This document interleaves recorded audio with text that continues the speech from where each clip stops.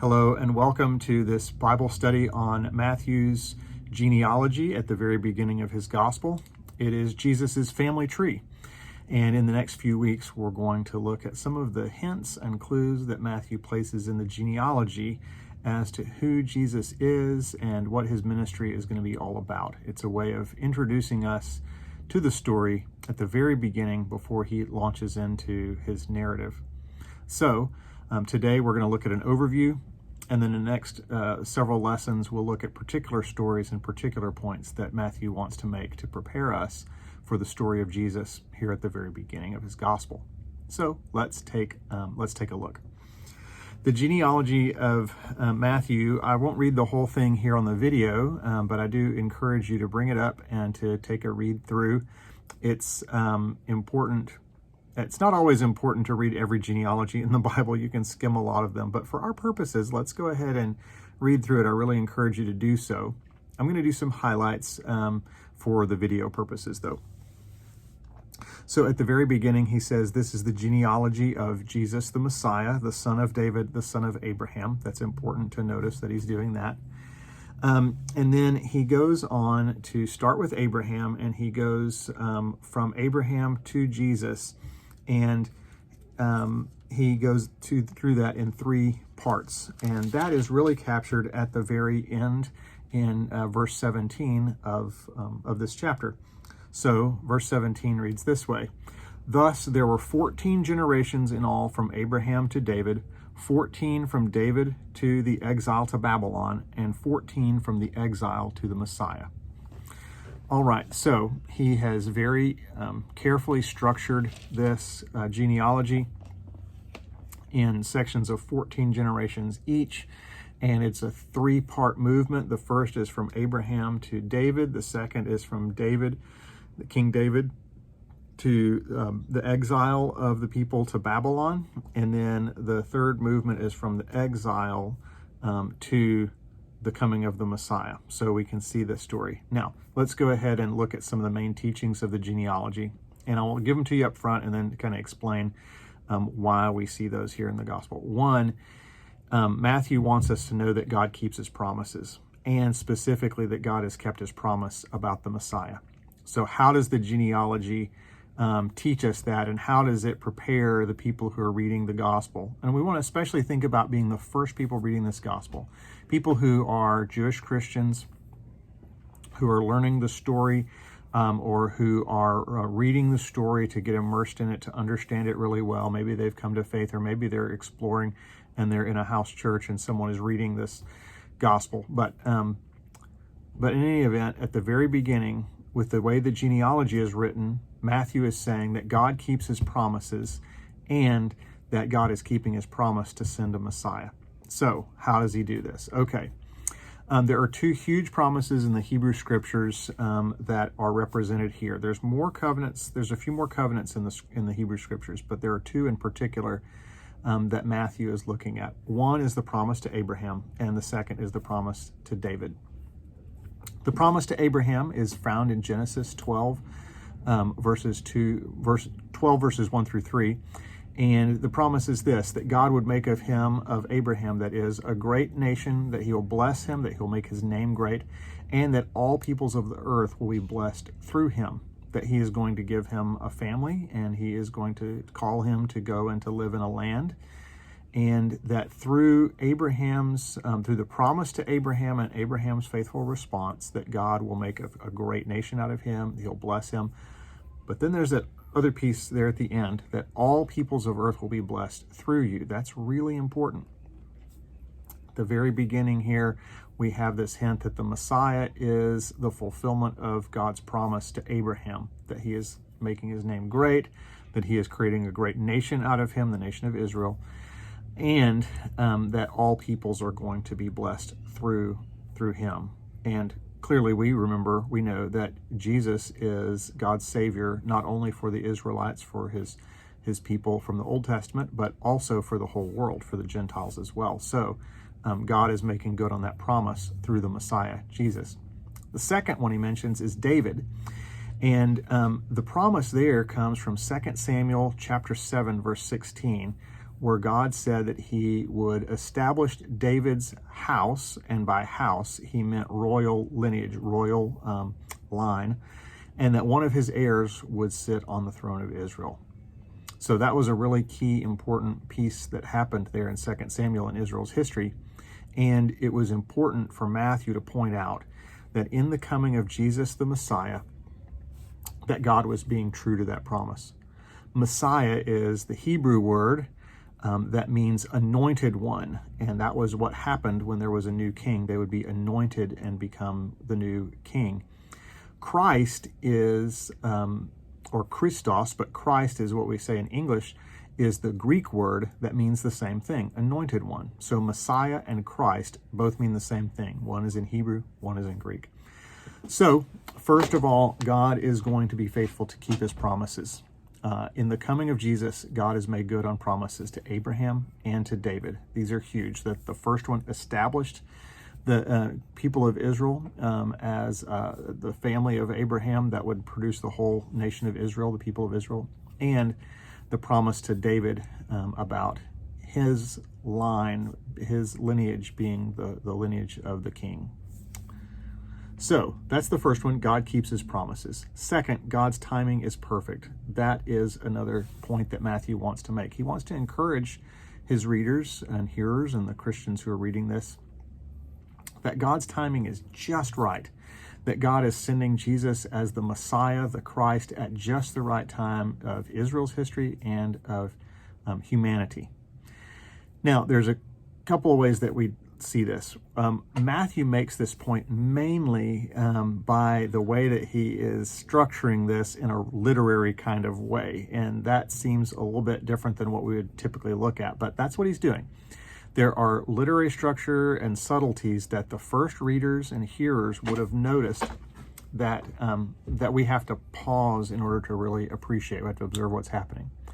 So the first is kind of the plot of the genealogy. Like I mentioned before, it's really neat and tidy, the three sections from Abraham to David, from David to the Babylonian exile, and from the exile to the Messiah. 14 generations each within three sections, telling the history very compactly in that way. Let's look at the three movements first. Abraham to David is from the calling to be God's people to the climax of faithfulness, that David was the king after God's own heart. And even though the kingdom got larger, kingdom of Israel was larger and more economically prosperous in David's son Solomon's generation, David is seen as the peak of faithfulness because Solomon is the one who started to really drift away. So it's the calling to be God's people to the climax of their faithfulness as God's people, represented by King David, who was a flawed man, but who had a heart after God's own heart. And so that's why he's regarded that way. The second movement is from David to the exile. So from the climax of faithfulness to the depths of unfaithfulness and judgment. That's what the exile represented in the Old Testament. And we read the history about that in the books of 1st and 2nd Samuel, 1st and 2nd Kings. In particular, the books of Kings in the Old Testament tell about the descent and the exile. Nehemiah and Ezra pick up the stories that are happening in exile as people are kind of finding their way back. And many of the prophets are written during the exile period or just after it. So that was a huge event. And truth be told, the people had never really been reestablished because they didn't have a king. They were allowed to live in the land again. Some of them moved back, and some of them, had stayed perhaps, but they weren't as a sovereign nation in the land of Israel again after that. And so this reference to the exile represents the depths of unfaithfulness and of God's judgment for their unfaithfulness. So that's the second movement. And then the third movement is from the exile to the Messiah, from the depths of unfaithfulness and judgment to the heights of redemption and hope in the Messiah that God is giving, the promised anointed new king that God is giving. So by presenting the genealogy this way really neatly, Matthew is letting us know that God's timing is perfect. We can see the story playing out from the beginning heights, to low lows, and now he's going to redeem the story again through the Messiah. Now, this is important to recognize because the genealogy, Matthew has edited it in order to arrange it this way, which means that the genealogy isn't accurate in a precise way in terms of who is absolutely the father of who. In certain places it is, in other places it's not. It disagrees with some genealogies in the Old Testament. It disagrees with Luke, who is the only other gospel writer to provide a genealogy for Jesus. So the point of this is, which was an appropriate way to write back in those days, is that Matthew is arranging it to show a plot line and a story, and he's doing it neatly in the number sequence, the number units being real uniform, in order to tell a story and to make a point that God's timing is perfect, that the story is playing out in this beautiful way where this is just the right time for the Messiah to show up in the plot. A second way that he shows that God's timing is perfect is in kind of the number play that's happening in the genealogy. The Babylonian exile to the Messiah, all of those are are playing with numbers. 14, the symbolism is important to notice because the number of generations does not match Old Testament records, as I said a moment ago, or the genealogy found in Luke's gospel. It's set up for a particular purpose. So what's that purpose? Well, there's a couple of speculations. One is that 14 is 7 times 2, and 7 would be a number symbolizing kind of perfection and wholeness and completion. Think about the creation story in a 7-day week, and it was all completed and perfect with that Sabbath day, with the 7th. And so 7 is a number of perfection and completion, and twice that number is the time between each major point in the genealogy. So you could kind of see where 2 7s would kind of emphasize how perfect the timing is, that sort of thing. There's another one that might be more probable in this case, is that the numerical value of the name David is 14. Now that's not kind of a mystery, mysterious coded thing. It simply comes from the fact that in Hebrew there are no numerals, so letters do double duty, and therefore they have a number value. Hebrew has consonant characters only, no vowels, and it has 22 letters. And so if you count the value of 2 D's and 1 V, if we're just using the English for those letters, that adds up to 14. The D was worth 4, and so those are 8, and then the V is worth 6, so 8 and 6 is 14. That would make another messianic connection to David, the king, and so that would kind of strengthen that a little bit too. That's something that the first readers would certainly pick up on. So the sense of God timing being perfect is kind of plays out both with the symbolism of the number 14 and of the structure, where there's a lot of like symmetry and harmony in the way that the structure is set out there from a literary kind of standpoint. And they would have noticed this. This sense of God's timing being perfect kind of reminds me of a couple other places in the New Testament where we see this. One is in John's Gospel, where at the very beginning in his introduction or prologue in verse 1 through 18, all that language is so exalted, and the Word became flesh and dwelt among us, and it's really high and lofty and a commentary about Jesus' life instead of a narrative of Jesus' life at the beginning. So it kind of gives us that intuitive sense of Jesus' purpose and the timing of this being just right. And then there's also in Paul in Romans chapter 5 verse 6 where Paul talks about the timeliness of Jesus' redeeming death, and he says that just the right time, while we were still powerless, Christ died for the ungodly. That there is a perfect timing in God's sending of the Messiah, and that's really important to notice. So those are the two kind of main theological teachings in the genealogy, I would say, that prepare us for the whole gospel, and how God will play those out in the life and the death and the resurrection of Jesus. There's a couple of additional notes I want to make before we go on to further lessons. One is the genealogy standards and kind of deviations. So a genealogy standard form would have been for a patrilineal society, which is one that traces the lineage through the father's line, where it goes from father to son to father to son and father to son. That's the standard form of a genealogy, just tracking the male members of the society. So anytime there's a deviation from that standard form where extra information is given, or where women are mentioned in the family tree, which is what both of those happen in Matthew's gospel and in Matthew's genealogy, that is the author deliberately making a point. That should raise our eyebrow. That should tell us that we need to do some research and find out what's there, why it's there, and why is that important. Really think about why that's important. The stories behind those names matter to the author of the genealogy. So it's important to go back and take a look at what they might be trying to tell us through those stories. And we're going to do that in the coming weeks. One of those is a note about Jacob was the father of Judah and his brothers. Well, Jacob being the father of Judah and his brothers is a reference to the 12 tribes of Israel. And as the family grew and filled out, the 12 tribes of Israel filled out the nation of Israel. And that's connecting Jesus to Israel's history, and it's preparing us to remember the number 12, remember those 12 tribes, so that when we see Jesus calling the 12 disciples, we understand that that's kind of a specific throwback to the 12 tribes of Israel. Now, we might have made that connection just the same, but here in the genealogy, Matthew is kind of priming us so that we're ready to pay attention to that sort of thing. And then the second one is the women in Jesus' family tree, as I mentioned before.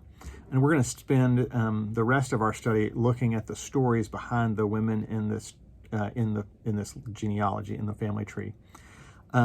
They are Tamar in verse 3. Her story is in Genesis 38. Rahab in verse 5. Her story is in Joshua 1 to 3, that kind of range. Ruth in verse 5, and her story is in the book of Ruth. She's got a whole book to herself. And then Matthew says Uriah's wife. He doesn't name Bathsheba, and there's probably a reason for that. It's not because he doesn't want to mention a woman's name in the genealogy. He's already done that before, but there must be some kind of reason for that, and we'll take a look at that when we look at that part of the story. And that's in verse 6. Her story is in 2 Samuel chapter 11 and 12. And then finally, Mary. Mary is mentioned at the very end in verse 16. So a couple of initial observations. One is that most, if not all, of the women in the Old Testament who are mentioned in this genealogy are Gentiles. Not Mary, but the others are, most, if not all of them, are Gentiles. That is, that they were not Israelites by birth or by ethnicity. So remembering that Jesus has Gentiles in his lineage prepares us, as we read the story, for his openness to Gentiles through his ministry and the expansion of God's kingdom to include both Jews and Gentiles in Jesus' own interaction with people and in the Great Commission at the very end of the gospel to go and take the word to all and to make disciples of all nations, not just the nation of Israel. And then the second thing is that most, if not all, of the stories involve some sort of sex scandal. Not Mary. Well, let me say that differently. All of them have some sort of sex scandal about it.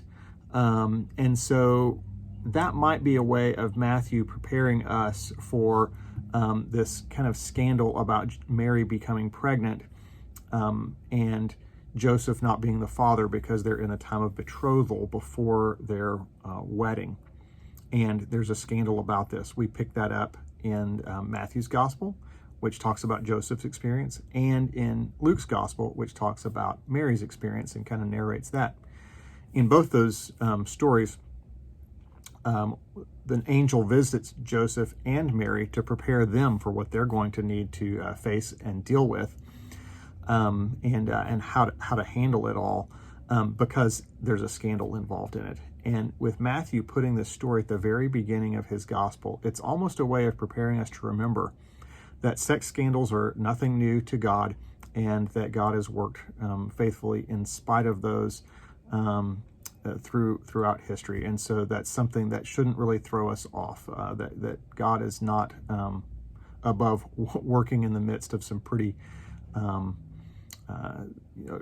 scandalous sorts of experiences in human life.